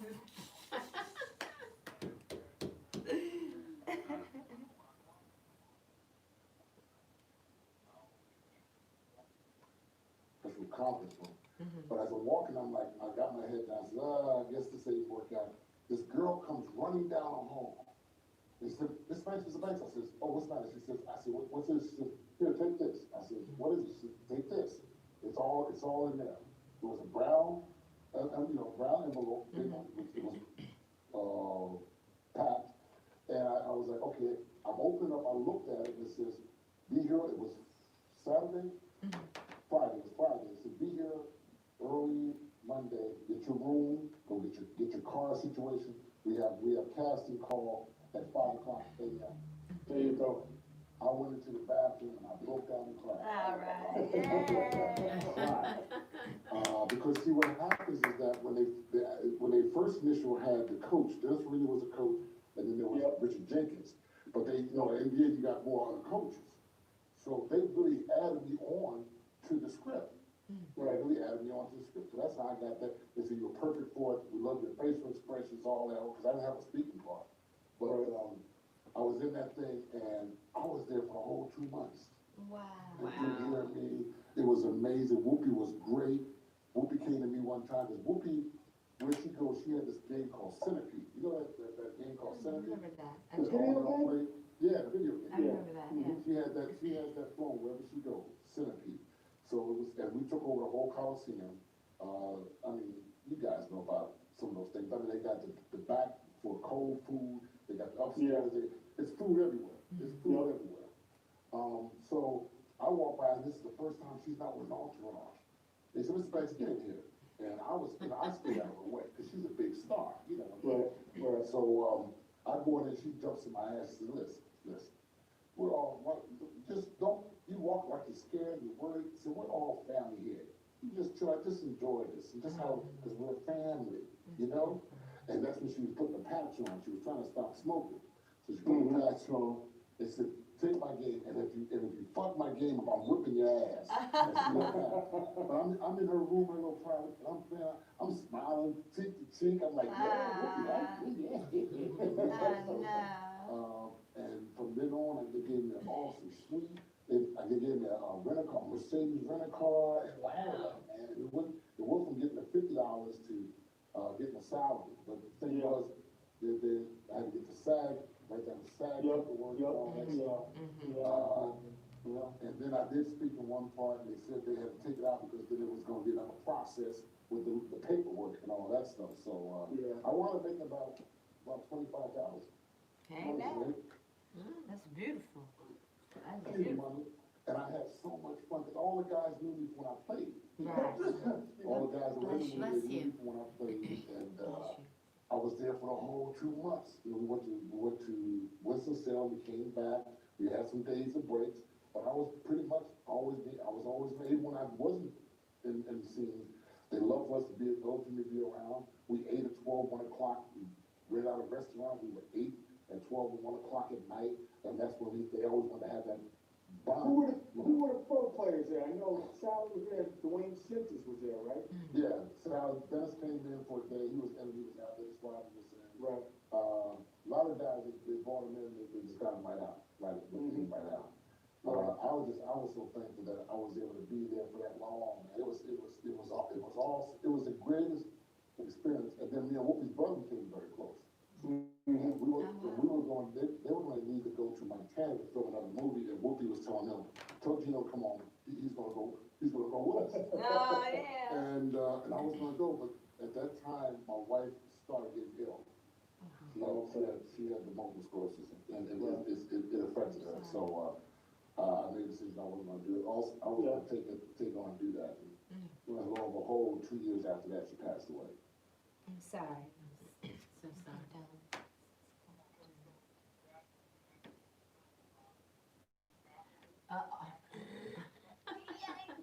Okay, so you are on here as the Knicks assistant coach. I think the only thing I can probably pull up will be the trailer, but that'll probably be it, if you're in the trailer or not. I mean, we can check it out. Let's just see. Okay, yay. Yeah. Yeah. That's worth a shot. Look at that. Woohoo. Alright, so let's look at let's pull up the trailer, Okay. because there's also that black hole scene, which I think that Okay. So let's actually see this. That's like Facebook scene too.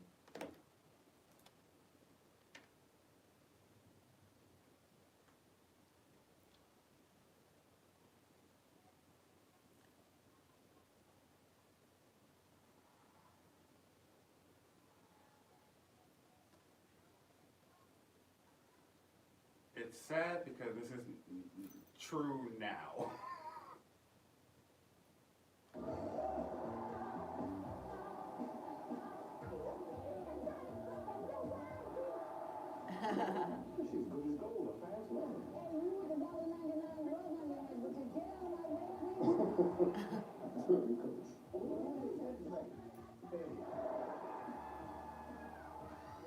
It's Rick Fox. There you go. You see him? Yeah.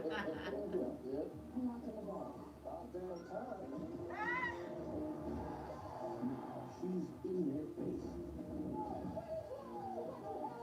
On their case. Now, a black hole. Oh, A black hole. oh my God. And it seems like last play. Bad shots, bad colors, bad Thanks, play. Possibly that's to go all the way. Yo, Hastings, I went out with your mama last night. wow.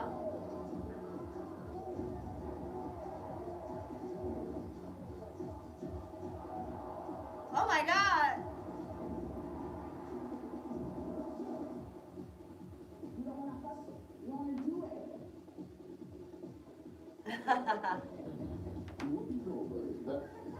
That part was one where my man was naked. And that was really supposed to be in a movie. It is time travel.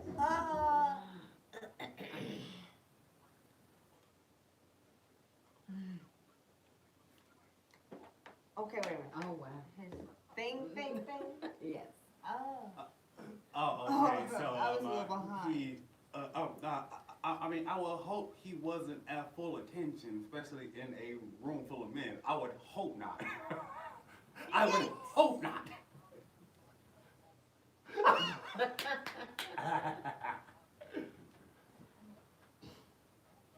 Supposed to do. And Whoopi just said, oh my gosh, she said that was, and she, it was a funny thing. It was so funny. That was not really supposed to be the part in that scene. And he got roasted. He's like saying, what, listen, I might as well endow. I got so short. Oh my gosh. He couldn't make a stride. Wow. Oh my God. It I'm is. definitely going to check out Ed. Well, I'm in there a lot, so I had so much fun doing it. And I see why those people, movie stars, are so, what do you call them, divas? Because they gave me a groom person, and I had a person, when they say cut, a makeup person and a grunt. So I'm not even a star. So when they cut, okay, the groom person comes over and takes off my jacket, texts me up, blah, blah, blah. The grunt other person has me, asks me what I want, water, food, whatever, and they zip off and get it. I had 2 people on me, and I'm not even a star. So, and that was throughout the whole movie. And I told the dude, I said, listen, why don't you just go ahead and chill? Don't worry about it. He said, gee, if they don't see me working, I won't be working.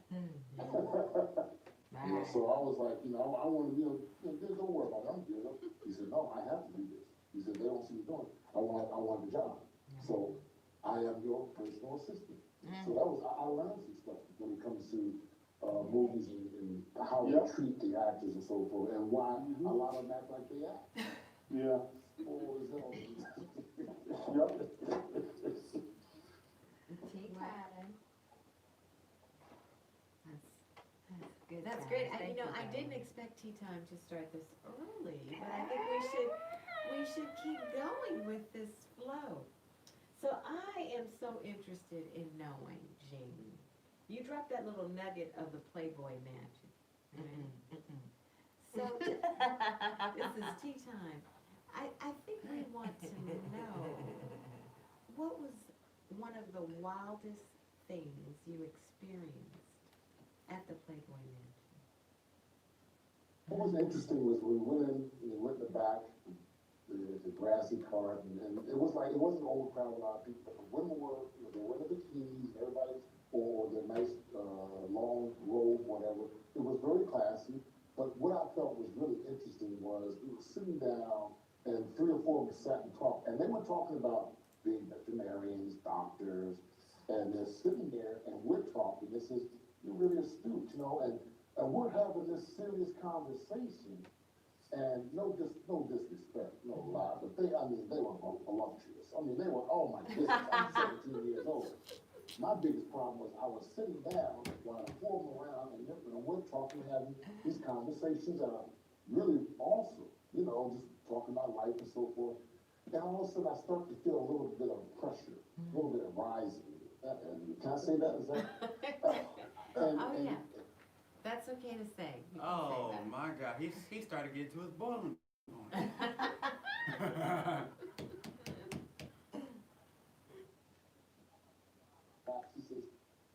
She said, they're saying you might be coming out to California. I said, and she's making it worse.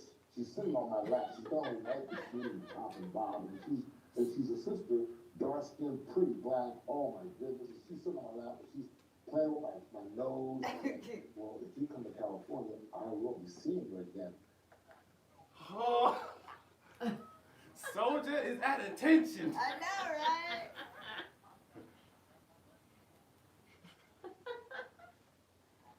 Right. Bullets. So they get up and they had one had to lead the other one, and then one sat there and looked at me, because she must have sent something. I couldn't get up. I said, no, I think I need to sit here for just a little bit. And she said, forgot the guy's name. Would you bring some ice over here? Right. She knew. But that was amazing. Oh my goodness. Ooh, Lord. Wow. I wouldn't forget that either. That's cool, that's good, that's beautiful. It is, definitely. Definitely. Oh, no, I'm just still, so I know it's tea time, but I just have to ask one question. So, Jean, based on the environment and the tone that you experienced at the Playboy Mansion, how do you think that relates to Bill Cosby and his conviction of drugging the women who were there? Can you say alleged? Had that thing where they dropped them things called Spanish flies. The girl had a little drink, put the best thing in there, and give them Spanish fly, or whatever, what they called it, they named it what he was doing. They get woozy, they lay their head down. A lot of guys in that time, that era, were doing that. I never did that. Guys were doing that in that era. Bill didn't even have to do that. He was connected. Him and Hank were connected. And he could go and mess with the Playboy girls anytime he wanted to. It was the ones he dealt with were the ones that were coming to him looking to get that break, to talk to him in a serious mode. And they were young, they were attractive. And so that seemed to be his thing that he liked. And when you get away with doing it once or twice, you keep doing it. So I love Bill Cosby, but him doing that, keep doing it and getting away with it, and eventually it's going to come back to, as you say, bite you in the ass. That's not cool. That's not cool. And they did a lot of that back in those days. Bill was just the only one. There was a lot of those guys that were doing that. Girls would all get wounds, and next thing you know, she's out. She didn't even know the guy's having sex because she's knocked out. That was that era, what, 70s. Yeah, man, that was during the era of the Harvey Weinstein, Bill Cosby, like during that era. These young girls, it's not like they really want to do that, but they're talking to it and you get caught up in the situation. Here he is, he can get a chance to go for further, or I don't want to get him pissed off. He played with the minds of someone that was vulnerable, because they're trying their best to make it in business, and they know you got the power to do it, and he utilized his power in the wrong wrong way. That's where his punishment comes in, because it wasn't that he just did it once or twice. He kept on doing it. And like I said, I love Bill in a lot of ways, but I didn't like the fact that that's what happened. But, and I think some of it was also overwritten too, where some of it was factual, there's no doubt about it. And then some of them, you know, one or two may have been in there to ride along with it. But once you do dirt, you know, once you do dirt and injustice, I'm not being a preacher or anything like that. You're gonna get those things back, especially when it comes to doing things to women. They're always gonna come back, because women are, you guys are, not guys, you ladies are the product of the universe. Y'all help reproduce what this world is all about. Y'all help reproduce this world. Right. I appreciate that. Exactly. So, you know, along those lines, I'm sure a lot of our listeners, we've spent a couple hours with you gentlemen, learned so much about you. We want to know a little more of your personal side. So what are your ideas of a romantic evening? Let's start with Larry. Larry's like, why me? You hear Larry? Well, Larry, you had that hot, steamy scene. I on know. Sex in the City. Because I'm pretty sure you got So, tons of fan mail Facebook is blowing up over here, wanting to know more about you, Larry. about the cheeks. It's the I am cheeks. sorry. It's I the am sorry. cheeks. I can't. Well, it's fine, Woody. Basically, what I'm gonna say is this, I don't care where you are, what you're doing, how much money you got, it's about who you're with. Because if you're with somebody whose personality and spirit you like, it's gonna be romantic, whether you're sitting on the stoop in front of your house, or whether you're out to a candlelit dinner, or whatever it may be. More important on who the person is that you're with than where you are.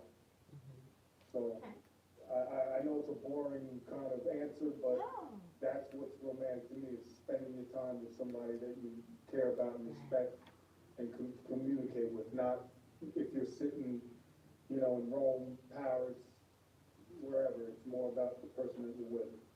Rob, with the chicks you got, you ain't gotta say nothing. Okay? With the chicks you got, you ain't gotta say nothing. All you gotta do.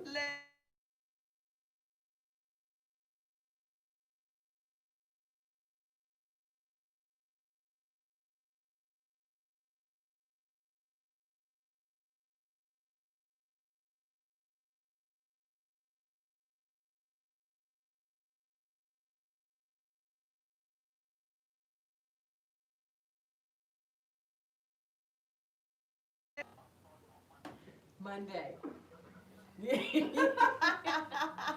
Gene, you getting your cheeks, Gene, you getting your cheeks together? Is that what you're doing? You're gonna get them together.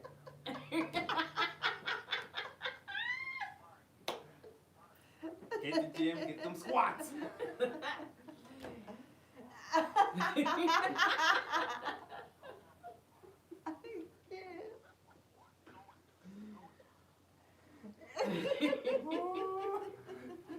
He's trying to talk his way out of the scene, and then he came up anyway. All right, so Gene, it's your turn now. What's your idea of a romantic evening? Yes. We're ready. First thing I would try to do is, you know, we definitely wanna go out and have a nice bite to eat. Wanna make sure she know what she wants and likes. But you need to know that beforehand, so you make the reservations. Okay, what would be good is that you have someone pick her up, instead of you driving her, meet you at that restaurant. And also have the things that you found out about her that she likes to have being ordered. So she sits down, you're not even there yet. You're there, but you're lurking. You make sure they sit her down properly. You know her favorite wine, make sure they bring her a glass of wine. As she's sitting there, she's waiting for you. When you come in, you gotta be clean, you gotta smell good, you gotta look good, you gotta have a walk. And when you sit down, you gotta smoothly sit back down, and you gotta look into her eyes. Eye contact is most important, because she's already impressed. I hear Barry White in the background. Okay, Rico Suave.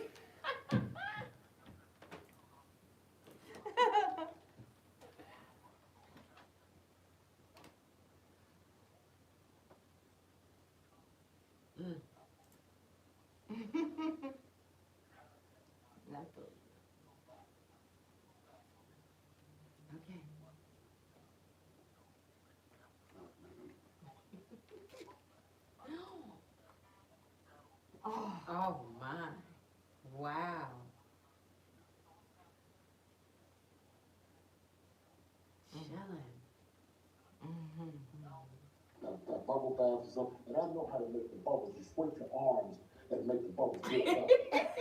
And as you still continue the conversation, she would say, oh, my neck, my body feels a certain way. You grab her hand. Oh, You wow. do this without saying, this is for you. Now, Oh, here she we may go. not want to basically just show herself and say that, I don't want to be like I'm easy or anything, but who's going to turn down the bubble bath with the roses in it, the candles on, the lights is out, the towel is over there on the thing, and it looks so scrumptious in there. She's going to take her clothes off and give it to her. And what you do while she sits in the room, you sit on the floor. You sit back, get a glass of wine, and while she lays back, close her eyes, and enjoy the bubble Wow. bath. The bubble bath trap. Gene, it sounds like you've done this before.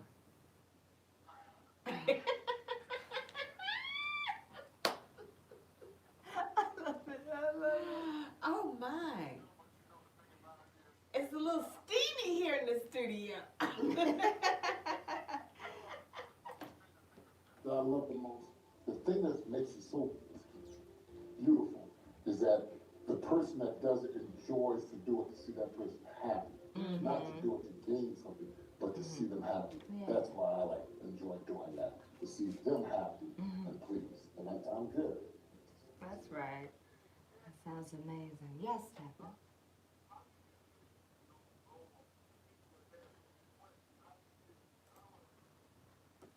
You mean on Facebook or like, what do you mean? Well, we would have to like kind of go back to those, you know what I'm saying? Once I release them, once it's recorded, what you thinking? People are hitting me, everybody's hitting me up. I know. I know. I wanna see those blow ups, what they say.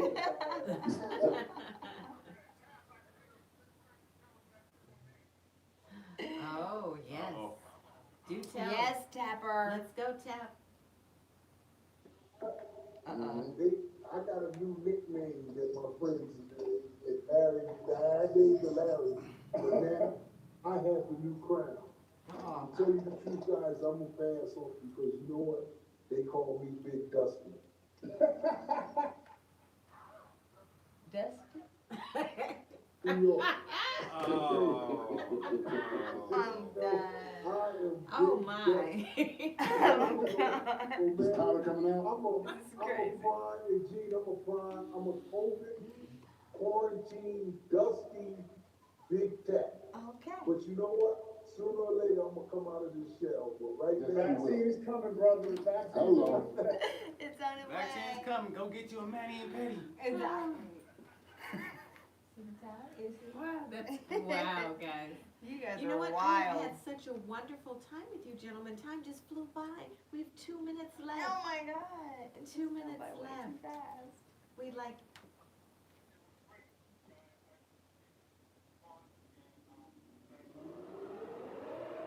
Me too.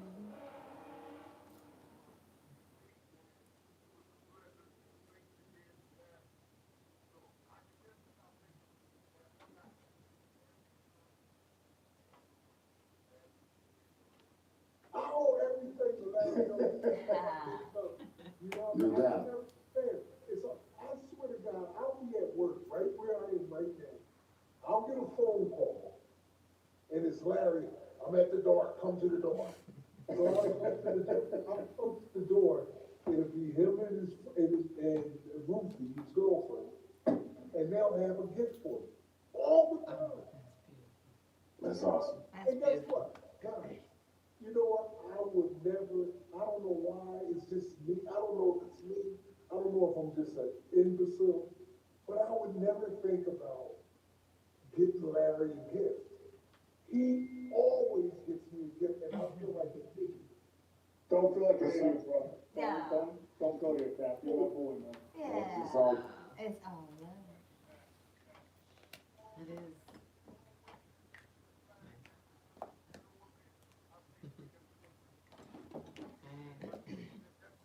Good man, you know, and I love you. Well, thank you guys so Thank much. you, gentlemen, so much. There we go. Thank And you we'd so like much. to invite you gentlemen back for another one of our shows. It was.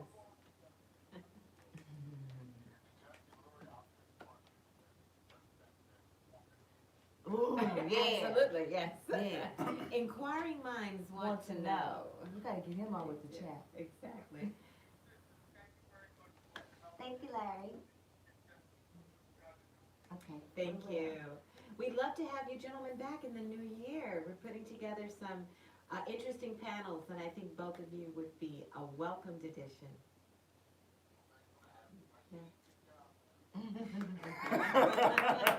Thank you. You got All right. Love you. All right, Be thank you. well. Take care. Have a good night. Bye-bye.